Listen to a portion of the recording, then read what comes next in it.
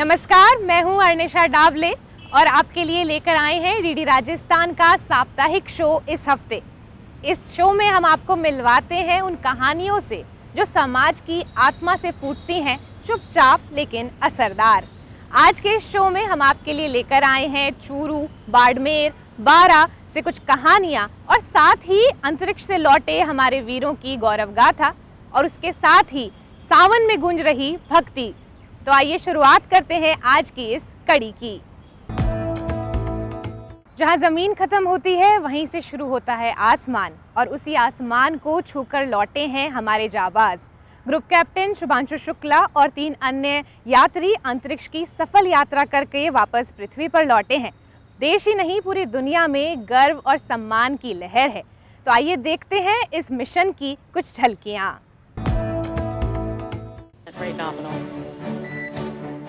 The ocean there, Dragon is about to touch down in just a few seconds here. करोड़ों भारतीयों के साथ दुनिया की नजरें टिकी थी कैलिफोर्निया के तट पर।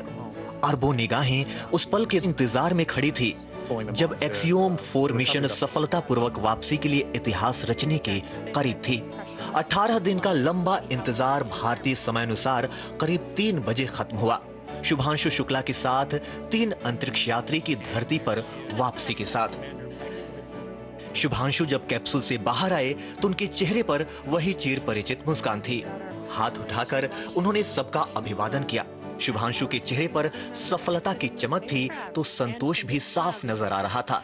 ये क्षण भारत के लिए भी ऐतिहासिक था क्योंकि शुभांशु पहले भारतीय हैं जिन्होंने किसी निजी मिशन के तहत अंतरराष्ट्रीय अंतरिक्ष स्टेशन की यात्रा की और सुरक्षित वापस लौटे। दरअसल एक्सियोम 4 की धरती पर सफलतापूर्वक वापसी के साथ अंतरिक्ष कार्यक्रम में एक नए युग की शुरुआत हो चुकी है। बहरहाल मिशन के दौरान शुभांशु ने न केवल भारतीय अंतरिक्ष प्रयासों का प्रतिनिधित्व किया बल्कि वैश्विक स्तर पर वैज्ञानिक शोध और तकनीकी प्रयोग में भी अपना बहुमूल्य योगदान दिया। इसलिए एक्सियोम 4 मिशन को भारत की वैज्ञानिक क्षमता और अंतरिक्ष अनुसंधान में बढ़ते कदमों का प्रतीक माना जा रहा है। मिशन पायलट के तौर पर शुभांशु की जिम्मेदारी लॉन्चिंग और वापसी के दौरान स्पेसक्राफ्ट उड़ाना, उड़ान के दौरान सिस्टम की जांच करना, आईएसएस के साथ डॉकिंग की प्रक्रिया को संभालना और बोर्ड पर होने वाले ऑपरेशनों में सहयोग देना शामिल रहा। आईएसएस पर प्रवास के दौरान शुभांशु ने विभिन्न शोध प्रयोगों को अंजाम दिया। वह स्पेस बायोलॉजी, बायोटेक्नोलॉजी, स्वास्थ्य विज्ञान और सांस्कृतिक प्रतिभाग से संबंधित 60 से ज्यादा प्रयोग को अंजाम दिया, जिनमें से 7 भारत के नेतृत्व में हुए। शुभांशु ने योग के प्रदर्शन और क्रू के पोषण के साथ शून्य गुरुत्वाकर्षण में भारतीय भोजन पर फोकस करने जैसी योजना को भी बखूबी निभाया। शुभांशु शुक्ला ने स्पेस सेंटर में अपने प्रवास के अंतिम सप्ताह में किसान की भी भूमिका निभाई। अनुसंधान के तहत अंतरिक्ष में खेती के प्रयास के तहत मूंग और मेथी के बीज उगाए। उन्होंने पेट्री डिश में सफलतापूर्वक अंकुरित हो रहे बीजों को आईएसएस पर एक स्टोरेज फ्रीजर में रख दिया। दरअसल ये खेती अंतरिक्ष में हो रहे एक शोध का हिस्सा है जिसमें ये देखा जा रहा है कि सूक्ष्म माइक्रोग्रेविटी अंकुरण और पौधे के शुरुआती विकास को किस तरह से प्रभावित करता है। राष्ट्रपति द्रौपदी मुर्मू और प्रधानमंत्री नरेंद्र मोदी ने शुभांशु शुक्ला की सकुशल वापसी पर खुशी जताई। प्रधानमंत्री नरेंद्र मोदी ने एक्स पर लिखा, मैं पूरे देश के साथ ग्रुप कैप्टन शुभांशु शुक्ला का स्वागत करता हूं, जो अपने ऐतिहासिक अंतरिक्ष मिशन से पृथ्वी पर लौट रहे हैं। अंतरराष्ट्रीय अंतरिक्ष स्टेशन का दौरा करने वाले भारत के पहले अंतरिक्ष यात्री के रूप में उन्होंने अपनी समर्पण, साहस और पथ प्रदर्शक भावना से करोड़ों सपनों को प्रेरित किया है। ये हमारे अपने मानव अंतरिक्ष उड़ान मिशन गगनयान की दिशा में एक और मील का पत्थर है। बहरहाल शुभांशु की यात्रा मिशन अंतरिक्ष की तरफ एक कदम भर नहीं है बल्कि भारत की एक बड़ी छलांग है जो न सिर्फ देश को विश्व गुरु बनाने में मदद करेगा बल्कि आने वाली पीढ़ियों के लिए उम्मीद और प्रेरणा का स्रोत बनेगा।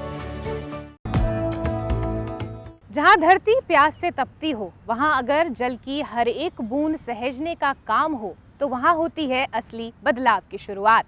चूरू के एक गांव में शिक्षकों और छात्र छात्राओं ने जल संरक्षण के लिए कुछ ऐसी ही एक मिसाल कायम की है।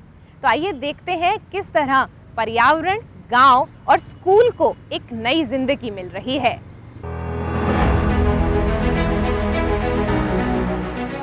चूरू जिले के कुछ इलाकों के पानी में इतना फ्लोराइड और खारापन है कि इसे पीना तो दूर की बात है, इस पानी से नहाने और कपड़े तक धोना भी मुश्किल है। चूरू का जांदवा गांव, जो अधिक फ्लोराइड युक्त और खारा पानी होने के कारण मीठे पानी के लिए लगातार जूझ रहा है, लेकिन एक पहल से गांव का राजकीय उच्च माध्यमिक विद्यालय गांव को फ्लोराइड मुक्त और खारे पानी से निजात दिलाने के लिए अपनी एक अलग ही मिसाल कायम कर रहा है। इस मुहिम में सरकारी स्कूल के साथ साथ ग्राम पंचायत, ग्रामीण और प्रशासन का भी सहयोग उन्हें मिल रहा है। सबसे पहले तो गांव में जो है, स्कूल में जो है, हमने कुंड बनवाई और कुंड में जो है, जो छत का जो पानी है वो पानी सारा हम कुंडों में संग्रहित कर लेते हैं। और आपको बताते हुए मुझे खुशी होगी कि इस विद्यालय के पूरे परिक्षेत्र का जो छत का जो पानी है और वर्षा का जो पानी है वो सारा हम संग्रहित करते हैं। लगभग आधा हिस्सा इसका हम जो है विद्यालय के कुंडों में, हमारे यहाँ पर 4 कुंडें बनी हुई है। एक कुंड तो बड़ी पुरानी है कुंड, और 3 कुंड जो है अब बनी है अभी 4-5 सालों में, तो उसमें छत का सारा पानी आ जाता है। और शेष बचा हुआ जो पानी है वो पानी ड्रेनेज सिस्टम के द्वारा, और पास में हमारे जोड़ बना हुआ है, नडिया जो है, उसमें सारा पानी संग्रहित हो जाता है। परिसर का जितना भी छत का और टीन शेड का पानी है वो जल संरक्षण, राजस्थान सरकार की जल संरक्षण योजना के तहत पूरा का पूरा इस सामने के जोड़ में आ रहा है। ये जोड़ बरसात में फुल हो जाता है, जिसका वर्ष भर इस कैंपस में लगे हुए हजारों पेड़ पौधों को दिया जाता है, जो उनके लिए एक वरदान साबित है। सामने हमारा खेल ग्राउंड है, उसमें भी प्लांटेशन हो रखा है, उनमें भी यही पानी दिया जाता है। साथ में पशु पक्षियों के लिए पीने के लिए भी बहुत उपयोगी कारगर सिद्ध हो रहा है। सामने जो बड़ी धाम है उसके आगे जितना भी प्लांटेशन लगा हुआ है, काफ़ी बड़े बड़े पेड़ जो लगे हुए हैं, उनमें भी इन्हीं का पानी दिया जाता है। यहाँ पीछे ग्राउंड में और इस जोड़ के चारों ओर पेड़ पौधे जो लगाए गए हैं, ये पिछले सीजन में लगाए गए थे और इस साल और भी वृक्षारोपण किया जाएगा। और ये पानी है जो हमारे विद्यालय के लिए द्वारा और यहाँ छात्रों और शिक्षकों के द्वारा इन पेड़ पौधों का संरक्षण किया जाता है और इसी पानी को काम में लिया जाता है। स्कूल के सभी शिक्षकों और ग्राम पंचायत के सरपंच ने मिलकर बारिश के पानी को संरक्षित करने का फैसला लिया। पानी का संरक्षण करने के लिए स्कूल की छत और टीन शेड को पाइपलाइन से जोड़कर अंडरग्राउंड जोहड़ में सप्लाई किया गया और स्कूल वालों के पीने के पानी के लिए 4 नए कुंडों का निर्माण करके उसमें बरसाती पानी का संरक्षण कर पूरे गांव के लिए मीठा पानी उपलब्ध करवाया जा रहा है।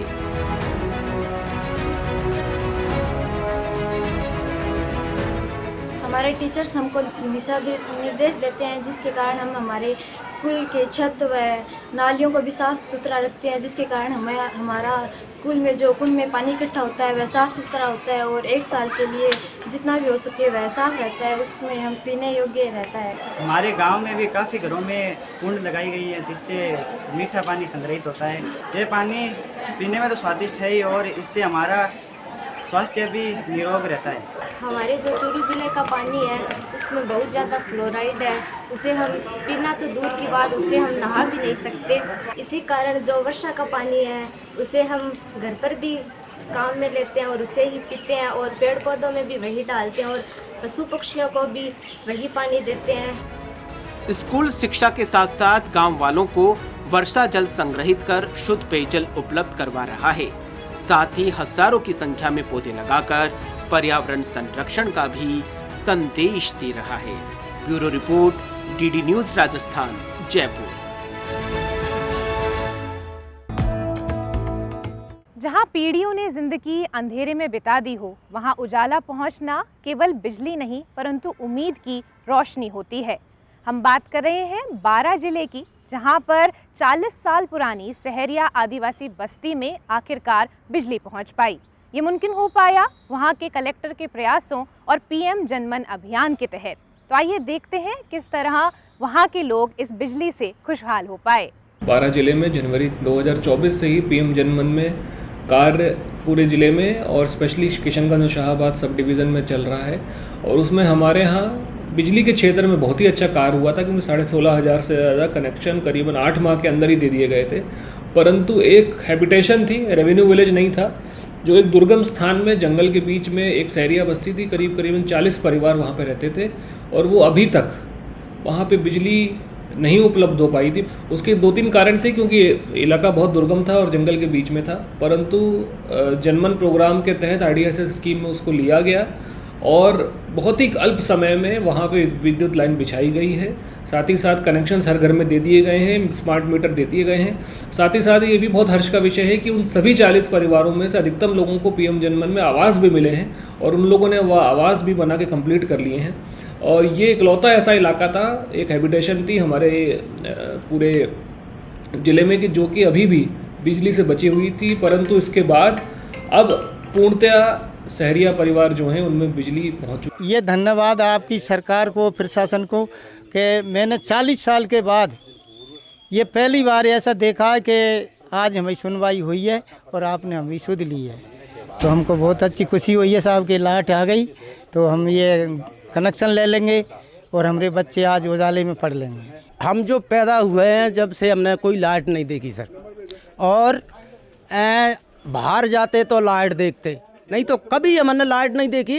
एक दिन ऐसा हुआ कि कलेक्टर साहब आए थे और उनने कहा, हमने कहा साहब ज्ञापन दिया कि साहब हमारे सनवाड़ा कॉलोनी में कोई लाइट नहीं थी, तो बिन्ना सोचा कि नहीं तुम्हें लाइट आ जाएंगे। वे रात के यानी कि 2-3 बजे और 2-3 तारीख से के ऐसे आए, तो उनने कहा कि तुम्हारा 2-10 दिन में हो जाएगा। तो साहब बिन की दियाद से, सरकारी की दियाद से आज हमें लाइट आ गई और हमें बहुत खुशी की बात है। और हमारे बच्चा बच्ची भी उजाले में सोते हैं साहब, और खाना भी अच्छा खाते हैं उजाले में, पंखा बिजली सभी बात की व्यवस्था हो चुकी है सर। हमारे दिक्कत तो पहले बहुत ही, अरे अब तो फायदा हो गया मैंने मान लो, और सभी बात की सुविधा हो गई जो लाइट आने से, तो ये मोटर भी चल जाएंगी पानी की, गेहूँ में लग जाएगा पानी।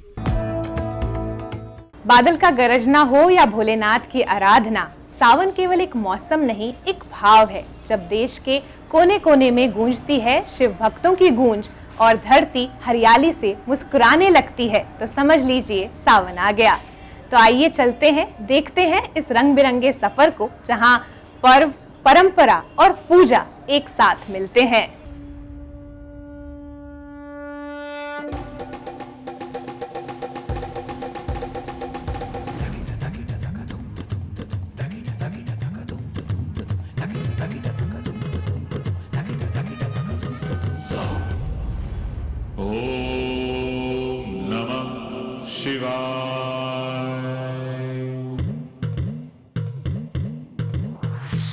शिव का नाम करे नाश अंधकार का, काल उसका क्या बिगाड़े भक्त जो महाकाल का। शिव का नाम करे नाश अंधकार का, काल उसका क्या बिगाड़े भक्त जो महाकाल का। बम बम बोले वाले, बम बम बोले वाले, बम बम बोले वाले, बम बम बोले वाले, बम बम बोले वाले, बम बम बोले वाले। झारखंड महादेव में तो सावन के पहले सोमवार को जलाभिषेक की व्यवस्था की गई है, 600 रामजारे की व्यवस्था की गई है, सारे बैरिकेड्स लगाए गए हैं और CCTV कैमरे की निगरानी हो रही है। 200-250 कार्यकर्ता सब सेवाएं दे रहे हैं। 4:30 बजे से अभिषेक चालू हो गया। सबसे पहले कांवड़ियों को अभिषेक करवाया गया और उसके बाद में सब आम जनता के लिए अभिषेक चालू है।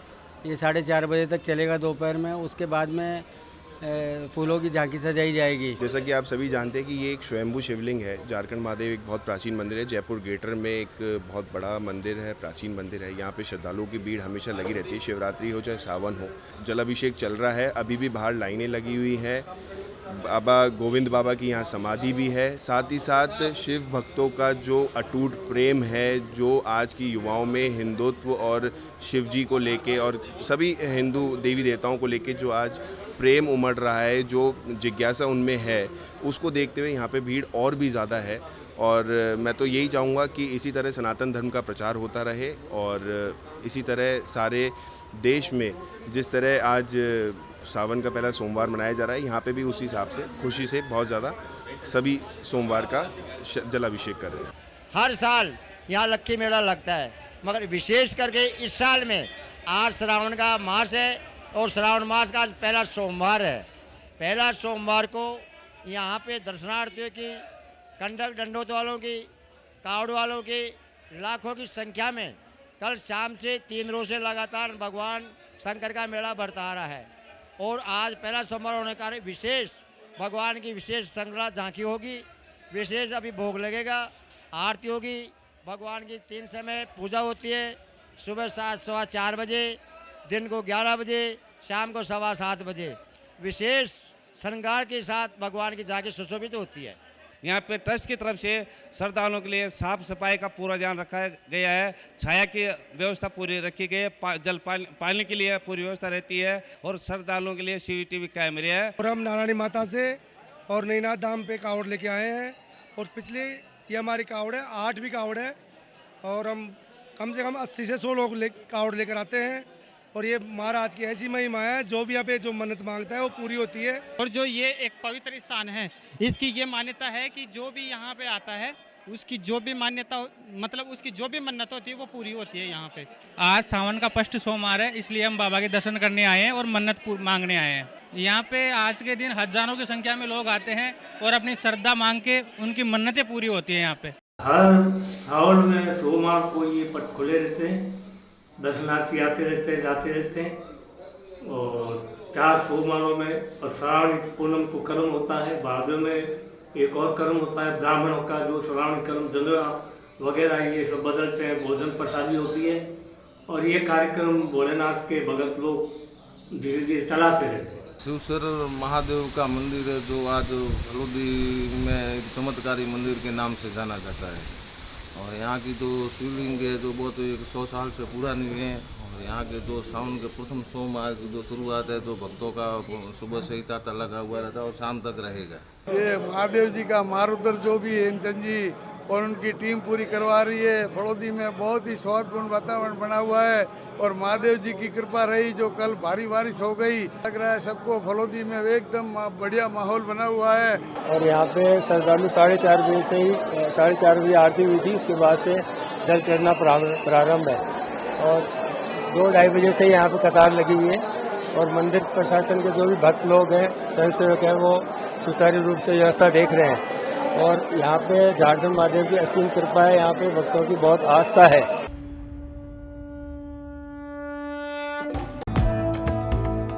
जब धरती पर पानी गिरता है तो उम्मीदें भी खिल उठती हैं। राजधानी जयपुर, अजमेर, टोंक और अनेकों गांवों की जल जरूरतों से जुड़ा बीसलपुर बांध अब 77% तक भर चुका है। मूसलाधार बारिश और बांध के बढ़ते जलस्तर ने लाखों लोगों को राहत की सांस दी है। तो आइए देखते हैं इस तस्वीर को।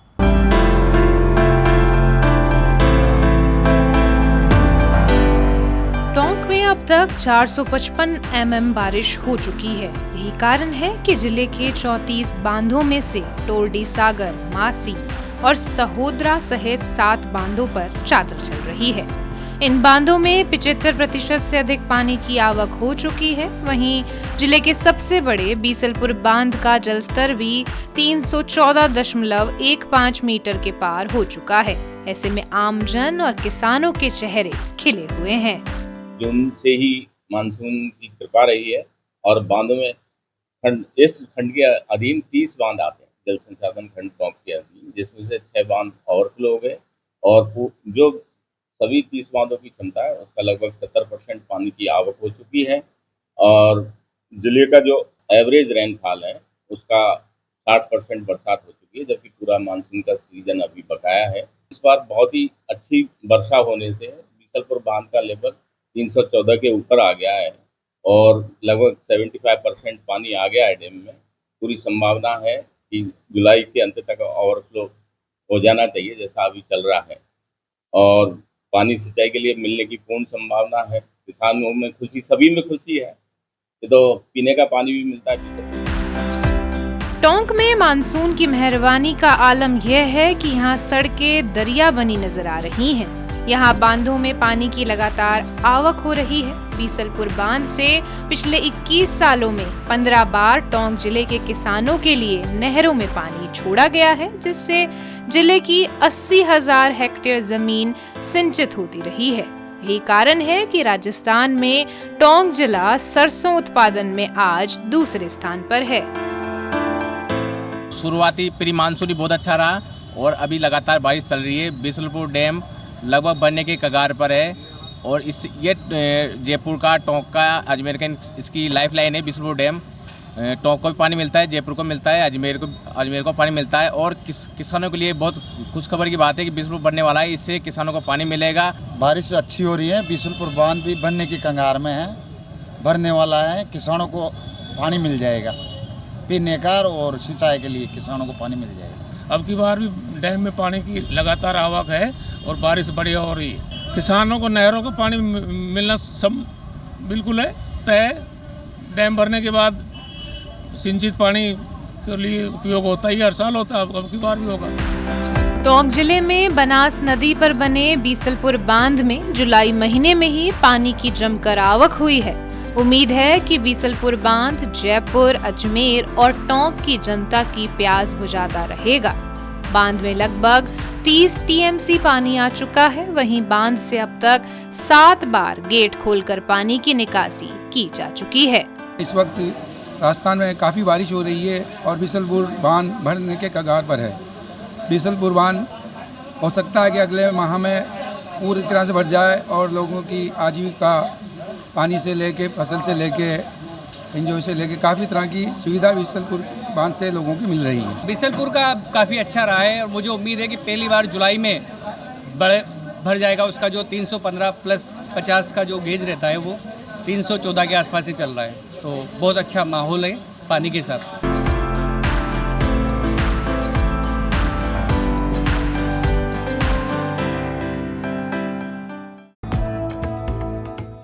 जब किसान परंपराओं से आगे सोचने लगता है तभी धरती सोना उगलने लगती है। बाड़मेर के भीमड़ा गांव के किसानों द्वारा की गई सफ़ेद चंदन की खेती केवल नवाचार नहीं परंतु आत्मनिर्भरता की ओर बढ़ता एक कदम है। कृषि में ऐसे प्रयोग ही देश के भविष्य को नई राह पर ले जा रहे हैं। तो आइए देखते हैं ये बाड़मेर की कहानी। रेगिस्तान की रेतीली धरती, जहां पानी की कमी और तपती धूप हर कदम पर चुनौती पेश करती है। आपको बता दें कि बाड़मेर जिले के भीमड़ा में किसान नवाचार करते हुए सफेद चंदन की खेती की ओर कदम बढ़ा रहे हैं। अनार, खजूर और अंजीर की खेती के बाद अब रेगिस्तानी किसान सफेद चंदन की खेती कर अच्छा मुनाफा कमा रहे हैं।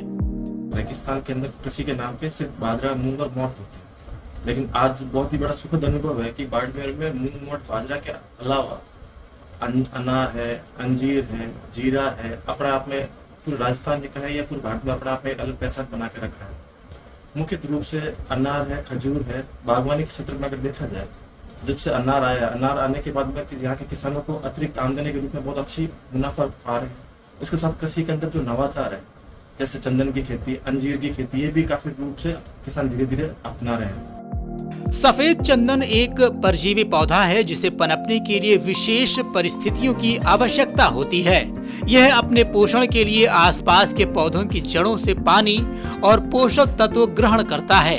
इसके लिए यहाँ पर चंदन के पौधे लगाने से पहले खेत में किसान जोगेश ने बड़े स्तर पर होस्ट प्लांट के तौर पर केजुरिना, खेजड़ी, आंवला, नींबू, अमरूद, अंजीर और मालबार के सैकड़ों पौधे लगाए हैं, जिससे चंदन का पौधा आसपास के पौधों की जड़ से ही पानी और भोजन लेता है।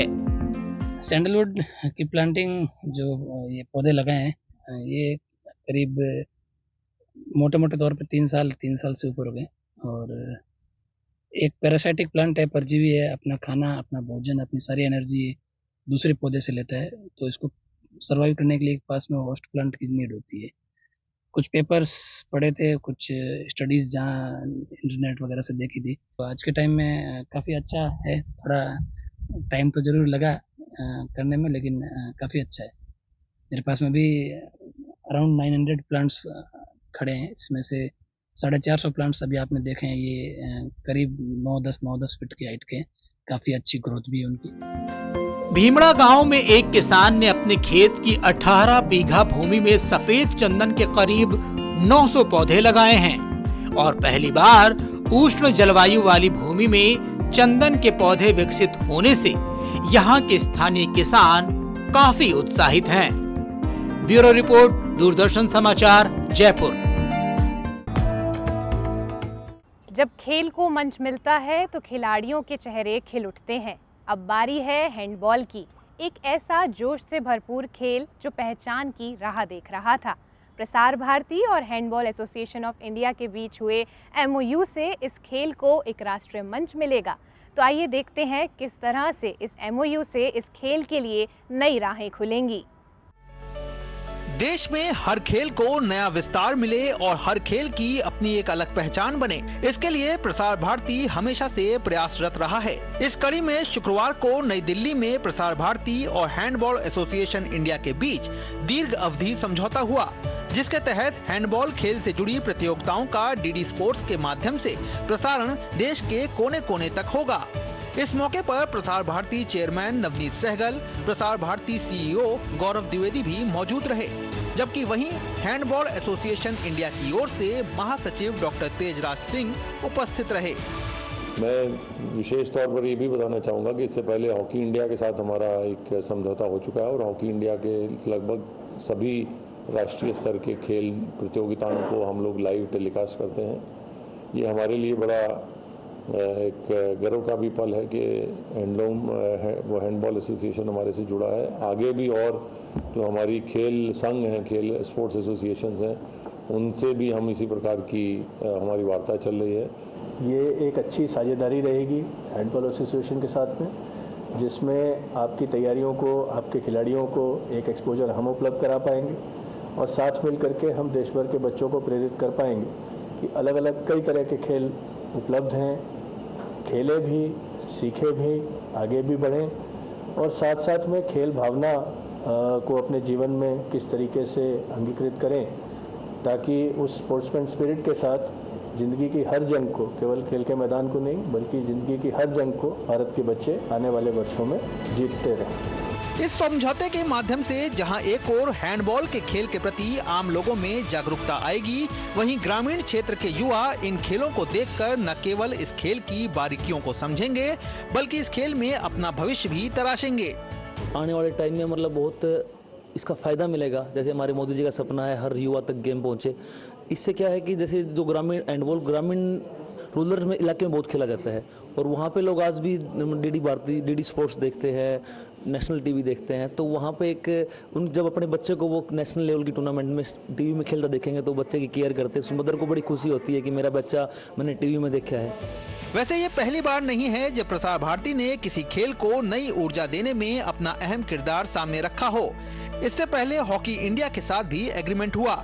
जाहिर तौर पर खेल और खिलाड़ियों के उत्साहवर्धन की कड़ी में इस तरह का समझौता एक टॉनिक का काम करता है और इसकी एक एक बूंद देश में खेल परिदृश्य को नई दिशा देती रहेगी। तो इस हफ्ते हमने देखा बदलाव की बूंदें, नवाचार की सोच और आस्था की गूंज। कभी गांव से, कभी स्कूल से, तो कभी अंतरिक्ष से। हमने सुना नए भारत को हर कोने से। अगले हफ्ते आपसे फिर मुलाकात होगी नई कहानियों के साथ। तब तक के लिए जुड़े रहिए DD राजस्थान के साथ। नमस्कार।